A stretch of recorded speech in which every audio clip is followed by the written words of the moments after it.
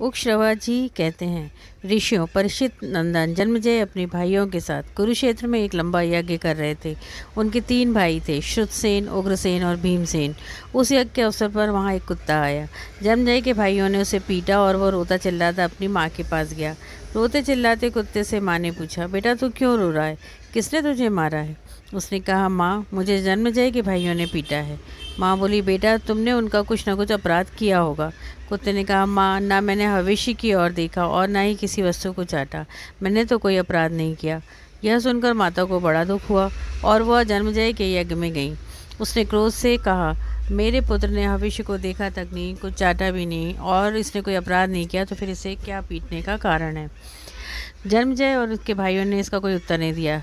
तो उसकी माँ ने कहा, तुमने बिना अपराध मेरे पुत्र को मारा है, इसलिए तुम पर अचानक ही कोई महान भय आएगा। देवताओं की कुतिया शर्मा का यह शाप सुनकर जन्मजय बड़े दुखी हुए और घबराए भी। यज्ञ समाप्त होने पर वे हस्तिनापुर आए और एक योग्य पुरोहित ढूंढने लगे जो इस अनिष्ट को शांत कर सके। एक दिन वे शिकार खेलने गए। घूमते घूमते अपने राज्य में ही उन्हें एक आश्रम मिला। उस आश्रम में श्रवा नाम के एक ऋषि रहते थे। उनके तपस्वी पुत्र का नाम था सोमश्रवा। जन्मजय ने उस ऋषि पुत्र को ही पुरोहित बनाने का निश्चय किया।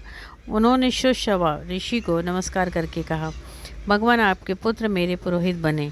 ऋषि ने कहा, मेरा पुत्र बड़ा तपस्वी और स्वाध्याय संपन्न है, यह आपके सभी अनिष्टों को शांत कर सकेगा। केवल महादेव के शाप को मिटाने में इसकी गति नहीं है, परंतु उसका एक गुप्त व्रत है। वह यह है कि यदि कोई ब्राह्मण इसमें कोई चीज़ मांगता है तो यह उसे अवश्य दे दे। यदि तुम ऐसा कर सको तो उससे ले जाओ। जन्मजय ने ऋषि की आज्ञा स्वीकार कर ली।